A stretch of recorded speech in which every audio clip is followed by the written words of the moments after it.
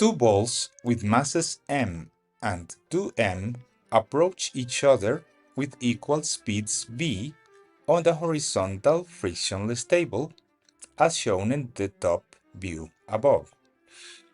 Which of the following shows possible velocities of the balls for a time soon after the balls collide? The momentum of the system just before the collision is non-zero only in the x direction. In the y direction, there is no momentum.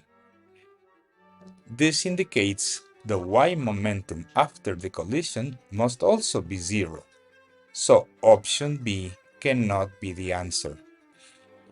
Also, the total momentum in the x direction is in the negative x direction because one of the masses is twice as large. Therefore, we can rule out any option where the x momentum is zero or to the right. This rules out options A, C, and E. The only possible option then is D.